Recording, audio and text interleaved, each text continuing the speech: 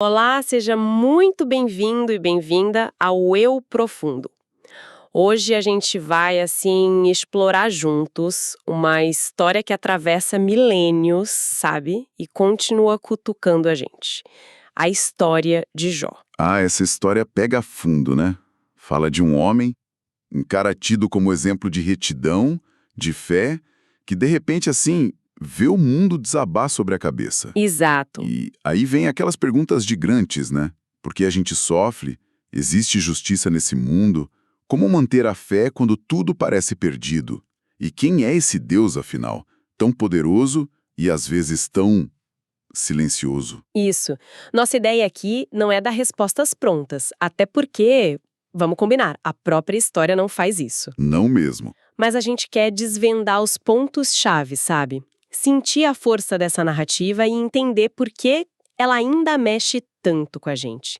É quase uma viagem para dentro das nossas próprias inquietações. Preparados? Então vamos lá. Vamos nessa. Para começar, quem era esse Jó?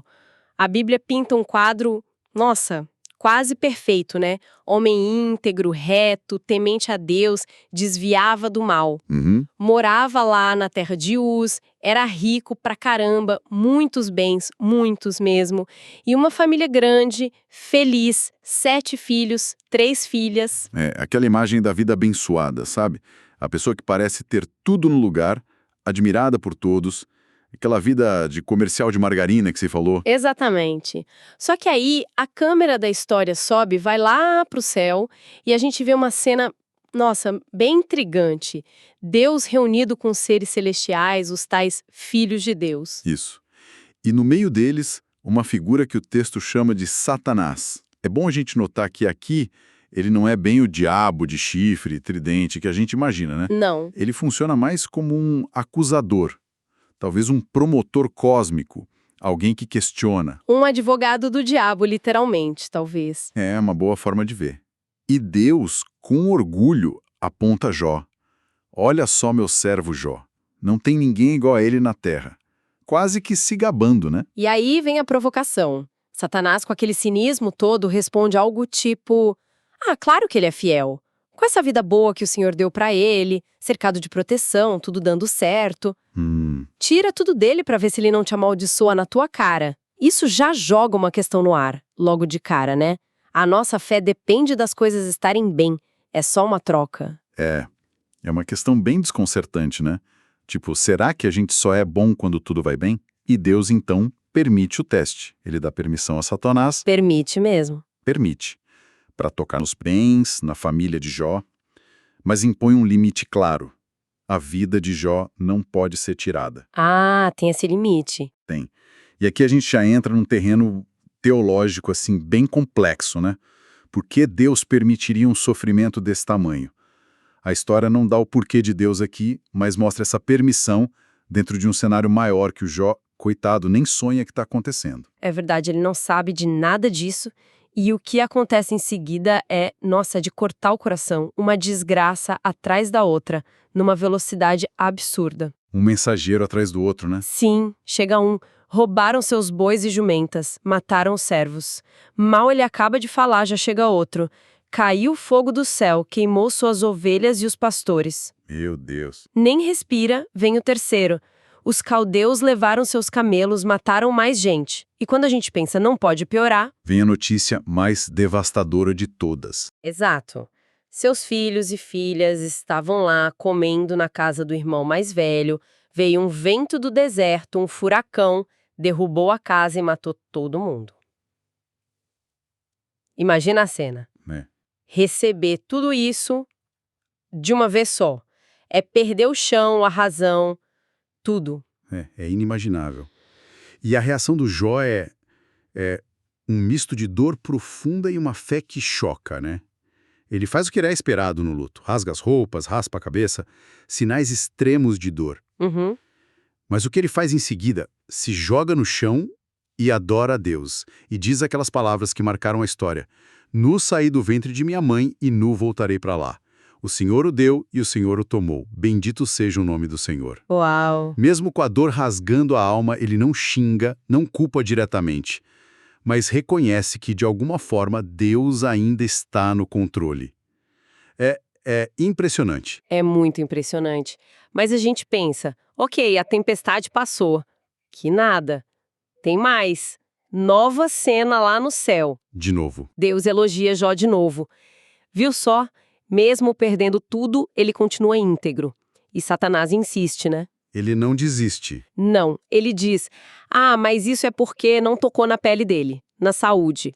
Deixa eu tocar nisso, aí sim ele vai te amaldiçoar. Ele dobra a aposta, como se dissesse que a dor física é o limite final da resistência humana. É a lógica do pele por pele, né? O sofrimento pessoal no corpo seria insuportável. E Deus permite essa segunda fase do teste. De novo. Com a mesma condição, eu imagino. Exato, com a mesma condição. Pode atingir a saúde, mas não pode matar. E aí, na hora, Jó é coberto por feridas horríveis, da sola do pé ao alto da cabeça. Uma doença de pele, assim, dolorosa, repugnante. Que horror! A imagem que o texto passa é dele sentado nas cinzas, se coçando com um caco de telha. É o retrato da miséria humana no seu extremo, do isolamento total. Perdeu os bens, a família e agora a própria saúde, a dignidade física. Chega a ser tão desesperador que a própria esposa dele, vendo aquilo tudo, não aguenta e solta. Você ainda vai manter a sua integridade, amaldiçoa logo se Deus e morre. É quase um grito de chega. Não aguento mais te ver sofrer assim, isso não faz o menor sentido. É um momento de desespero compartilhado, né? Mas a resposta de Jó é outra pergunta que ecoa forte na gente. Vamos receber o bem de Deus e não vamos receber o mal? Ele se recusa a jogar tudo pro alto, mesmo ali no fundo do poço, mesmo sem entender absolutamente nada. Nada. E essa tensão, essa busca por sentido no meio do caos completo, que vai dar o tom para a próxima parte da história. É aí que entram em cena os famosos amigos de Jó. Elifaz, Bildade e Zofar. Ficaram sabendo da tragédia toda e vêm de longe, né, com a intenção mais nobre do mundo, consolar, mostrar apoio. Sim, a intenção inicial era boa. Mas quando eles chegam e veem o estado de Jó, o texto diz que eles mal o reconheceram. O choque é tão, mas tão grande, que eles fazem algo incrível. O quê? Sentam no chão com Jó e ficam em silêncio, por 7 dias e 7 noites. 7 dias. Em silêncio. Em silêncio. Isso é muito poderoso, você não acha? Quantas vezes na dor do outro a gente se atrapalha, querendo falar, dar conselho, achar solução, quando talvez a melhor coisa seja só estar junto, em silêncio, compartilhando o peso daquele momento. Nossa, é verdade. Esse silêncio inicial deles talvez tenha sido o melhor consolo que eles deram. Exatamente. É talvez o momento mais empático dos amigos em toda a história. Mas quem quebra o silêncio é o próprio Jó, lá no capítulo 3. E ele não agradece, não mostra esperança, nada disso. O que ele faz? Ele explode. Num lamento terrível, amaldiçoando o dia em que nasceu, desejando nunca ter existido. É a dor bruta, sabe? Sem filtro nenhum. Nossa. Mas é importante notar, ele amaldiçoou o dia, a vida dele. Mas ainda não amaldiçoa Deus diretamente, como Satanás tinha previsto. É a angústia humana chegando no limite. Entendi. E a partir desse lamento todo, começa o grande debate, né? São capítulos e capítulos de discursos, réplicas, tréplicas. Um verdadeiro embate teológico e existencial ali, no meio das cinzas e dos cacos de telha. E o argumento central dos amigos, pelo que eu entendi, com pequenas variações, é sempre o mesmo, né? Basicamente, Deus é justo, você está sofrendo terrivelmente, logo você deve ter pecado. Exato. É o famoso confessa, Jó. Diz aí o que você fez de errado para Deus te aliviar. É a chamada teologia da retribuição levada ao extremo. Teologia da retribuição. Isso. A ideia de que o universo funciona numa lógica matemática simples. Fez o bem, recebe bênção, fez o mal, recebe castigo. Se algo ruim acontece, a culpa é sua. É uma tentativa humana de colocar ordem no caos, sabe? De tornar Deus previsível, controlável. Faz sentido essa tentativa. Mas essa lógica, embora pareça arrumadinha, muitas vezes não bate com a realidade, né? De jeito nenhum. E a gente vê isso até hoje, infelizmente. Aquele pensamento rápido. Ah, fulano perdeu o emprego. Ah, deve ser porque não se esforçou bastante. Ou fulana ficou doente. Será que não se cuidou direito? Ou comeu algo errado? Sim, sim. É quase um mecanismo de defesa, né? Tentar achar uma causa e efeito para se sentir seguro, para afastar a ideia assustadora de que coisas ruins podem acontecer com pessoas boas, inclusive com a gente. Precisamente. E Jó reage a isso com força total. Ele não se diz perfeito, claro, mas ele insiste. Eu não fiz nada que mereça isso aqui. Ele não entende o silêncio de Deus, ele questiona a justiça divina, ele pede uma chance de se defender, quase como se estivesse num tribunal celestial. Ele quer falar com Deus diretamente. Exato. E ele joga na cara dos amigos a realidade que ele observa. Gente, olhem ao redor. Quantos ímpios, quantos caras maus vivem bem, tranquilos, ricos e morrem velhinhos, sem grandes problemas. E eu que tentei ser justo, estou aqui, nessa situação, ele contrapõe a dolorosa experiência real dele contra a teoria certinha e simplista dos amigos. É uma defesa apaixonada da própria integridade, mas também um grito de alguém que se sente profundamente injustiçado e pelo próprio Deus, né? Sim, é uma tensão enorme. E depois de várias rodadas dessa conversa que, francamente, não leva a lugar nenhum, Não mesmo. aparece um quarto personagem, um rapaz mais novo, chamado Eliú. Ele estava ali quieto, ouvindo tudo, e confessa que estava se segurando para não interromper os mais velhos. Ah, o respeito aos mais velhos. Pois é, e Eliú entra na conversa com uma energia diferente, ele critica os três amigos por não terem conseguido convencer Jó e por só o acusarem sem provas concretas. Justo. Mas ele também critica Jó. Diz que Jó se justifica demais, quase se colocando no mesmo nível de Deus para debater, para exigir respostas. E o que ele o propõe? Eliú tenta trazer uma outra perspectiva. Ele diz, olha, Deus é imenso, a sabedoria dele é insondável, ele não nos deve satisfações. E ele sugere que talvez o sofrimento tenha um propósito que a gente não vê. Talvez sirva para nos disciplinar, nos purificar, nos ensinar algo, mesmo quando não entendemos o porquê. Ele exalta a grandeza de Deus e, de certa forma, ele meio que prepara o terreno para o que está por vir. E aí sim, o clímax da história toda, o momento em que Jó tanto esperava ou talvez temesse, né? Deus finalmente responde. Finalmente. Mas não é um anjinho mensageiro, não é uma vozinha suave no ouvido. Deus fala do meio de um redemoinho, de uma tempestade, imagina a cena. A força da natureza ali e a voz de Deus ecoando daquilo. Que impacto isso deve ter tido em Jó? Deve ter sido avassalador. E o conteúdo da resposta de Deus é o mais surpreendente de tudo. Porque ele finalmente explica o porquê? Não. É aí que tá, Deus não diz, ó Jó, foi por causa daquela aposta lá no céu, ou você pecou naquele ponto específico. Nada disso. Ué, então o que ele diz? Deus começa a fazer perguntas a Jó. Uma enxurrada de perguntas sobre a criação do universo. Onde você estava quando eu lancei os fundamentos da terra? Você já deu ordens amanhã? Você sabe como a neve é formada? Você consegue alimentar os filhotes de leão? Pergunta sobre a natureza. Sim.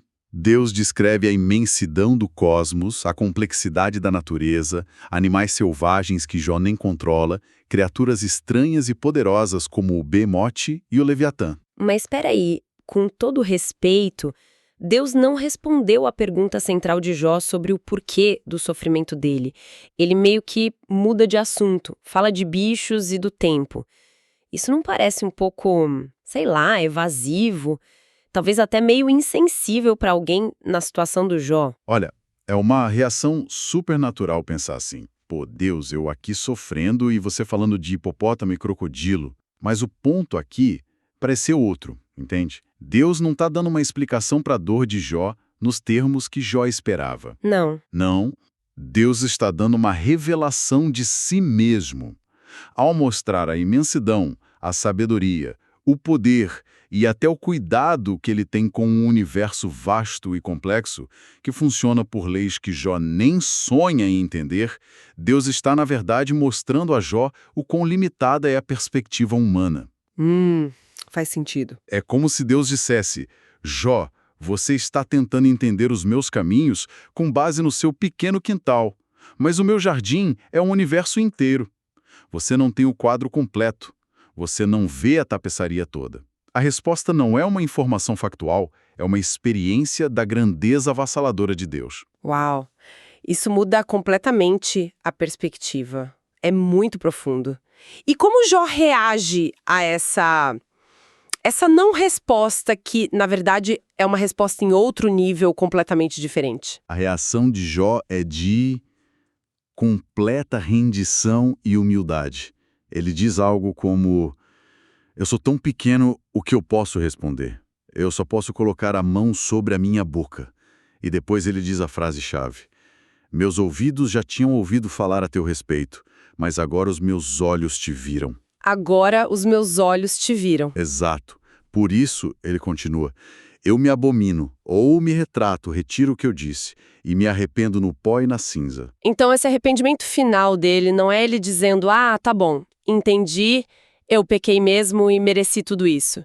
É mais um, nossa, eu não sabia de nada, falei do que não entendia, fui arrogante, uma espécie de humildade intelectual e existencial diante do mistério. Exatamente isso. Perfeito. Não é uma confissão de pecados específicos que causaram a tragédia, porque a história começou dizendo que ele era justo. É o reconhecimento da sua própria limitação de ter sido presunçoso ao questionar a sabedoria divina a partir do seu próprio entendimento minúsculo.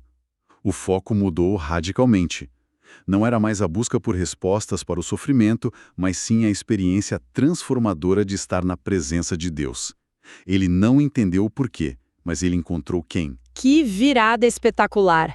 E ainda tem mais uma surpresa, né? Porque Deus se vira para os amigos de Jó, principalmente para o Elifaz, e dá uma bronca neles. Uma bronca daquelas. Diz que eles não falaram o que era reto a respeito dele, como o Jó falou. Isso é demais. Quer dizer que a reclamação honesta, a dúvida, a briga de Jó com Deus foi considerada mais correta aos olhos de Deus do que a teologia certinha e acusadora dos amigos. Parece que sim. Isso é muito forte. Valoriza a autenticidade da fé. A busca honesta, mesmo que seja cheia de angústia, de questionamento, de brigar com Deus, parece ser mais valiosa para ele do que repetir dogmas vazios ou tentar defender Deus de maneira equivocada, pintando ele como um contador cósmico simplista, sabe? Totalmente. E tem mais. Deus manda os amigos oferecerem sacrifícios e pede que Jó, justamente a vítima das acusações deles, ore por eles para que sejam perdoados. É uma lição incrível sobre a importância da honestidade e da humildade na nossa relação com o divino e também com o sofrimento alheio. Nossa, que lição mesmo. E para fechar a história toda como um arco que se completa, vem a restauração, né? Vem a restauração. Jó recupera a saúde e Deus devolve a ele o dobro de tudo que ele tinha antes. Ovelhas, camelos, bois, jumentas, uma fortuna em dobro. E a família. Terra, e que elas receberam herança junto com os irmãos, o que não era comum na época. Que detalhe interessante. Sim. E Jó vive muito, vi até os bisnetos, e morre velho e farto de dias. É como se, depois da tempestade mais violenta que se pode imaginar, viesse uma calmaria e uma abundância ainda maiores. Lindo final. É um final que aponta para a capacidade de Deus de restaurar, de trazer vida onde parecia haver só morte e cinzas. Não apaga a dor que Jó passou, claro, mas mostra que o sofrimento não teve a última palavra na vida dele. Mas é importante a gente não simplificar isso como uma recompensa automática pela paciência. A história toda é muito mais complexa e misteriosa que isso. Com certeza absoluta. Então, depois dessa viagem tão intensa, o que a gente realmente leva de aprendizado disso tudo? Uma coisa ficou bem clara para mim. Essa história não dá uma fórmula mágica para a gente entender por que sofremos. Não existe um manual do sofrimento com respostas fáceis na última página. Definitivamente não. Seria bom se tivesse, né? Mas não tem. No entanto, a gente pode tirar algumas lições muito poderosas olhando para a própria narrativa que a gente acabou de percorrer. Quais seriam? Bom, primeiro, sofrimento não é sinônimo automático de pecado ou castigo. Pessoas boas, pessoas justas sofrem, e nem sempre é uma culpa direta ou uma explicação lógica para isso. Isso já nos desafia a não julgar tão rápido a dor do outro, né? E nem a nossa própria dor. Verdade. Parar de procurar culpados o tempo todo. Exato.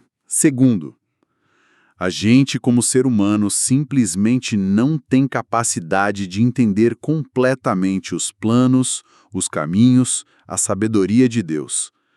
A resposta de Deus a Jó reforça muito isso. Aceitar que há mistérios que nos ultrapassam faz parte da jornada da fé. E isso não é ser anti-intelectual, é ser humilde diante da imensidão. Humildade. Palavra-chave. Terceiro ponto. Fé de verdade não é ausência de dúvida, de dor, de questionamento. Pelo contrário, é continuar buscando, dialogando, persistindo, mesmo quando está quebrado, confuso, com raiva. A honestidade brutal de Jó com Deus foi mais valorizada do que a teologia correta, mais fria dos amigos. Lutar com Deus é bem diferente de desistir dele. Gostei disso. Lutar com Deus. E o quarto? E quarto, mesmo em meio a todo esse mistério e a soberania divina que a gente não alcança, a história termina com restauração. Aponta para um Deus que, apesar de tudo, também é misericordioso, compassivo e capaz de trazer esperança e vida nova onde parecia impossível. Ufa! São lições pesadas, mas muito importantes. E como a gente aplica isso no nosso dia a dia, assim, na prática? Quando a gente vê um amigo, um parente, passando por uma barra pesada, uma doença, um luto, uma crise financeira, sei lá, qual é a nossa tentação imediata? A tentação é grande, né? Muitas vezes é querer consertar a situação, com palavras, dar conselhos, explicações. Ah, vai ficar tudo bem, Deus sabe o que faz, pense positivo. Sim, ou pior, às vezes até soltar um "será que você não fez alguma coisa para isso acontecer?" Meio que repetindo os amigos de Jó sem perceber. Exatamente. E a história de Jó nos dá um alerta gigante sobre isso. Talvez a aplicação mais prática e mais difícil seja cultivar a humildade diante do sofrimento do outro. Reconhecer que a gente não tem as respostas e que talvez o mais valioso que a gente pode oferecer não seja falar, mas sim estar presente. Lembra dos amigos no início? O silêncio deles. O silêncio solidário deles foi ouro puro. Ouvir sem julgar, oferecer um ombro amigo, um abraço apertado, uma ajuda prática, levar uma comida, cuidar de uma tarefa, isso pode ser muito mais curador do que qualquer discurso teológico ou frase de efeito. É valorizar a luta honesta da pessoa, validar a dor dela, em vez de tentar diminuir ou explicar o inexplicável. Faz todo sentido. Em vez de tentar ser o expert na dor do outro ou o teólogo de plantão, ser simplesmente humano, presente, solidário. Essa perspectiva pode mudar muito a nossa forma de lidar com as dificuldades, tanto as nossas quanto a dos outros, né? Muda tudo. Que jornada, hein? Mexeu bastante com a gente aqui. Esperamos que tenha sido uma boa reflexão aí do outro lado também. Muito obrigada por nos acompanhar neste mergulho aqui no Eu Profundo. Foi ótimo conversar sobre isso. E fica aqui uma última pulga atrás da orelha, sabe? Pra gente pensar durante a semana. Jó era considerado justo desde o começo, certo? O próprio Deus disse isso. Mas ele só diz que vê a Deus de verdade e se arrepende ali, no pó e na cinza, depois daquele encontro transformador no meio da tempestade. O que será que isso nos diz sobre as nossas próprias certezas, sobre a nossa justiça e sobre como um encontro real com o mistério, com o transcendente, pode bagunçar todas as nossas perguntas e nos levar a um lugar completamente novo. Um lugar que vai além até mesmo da nossa busca incessante por respostas para o sofrimento. Fica a reflexão. Obrigada pela companhia e até a próxima.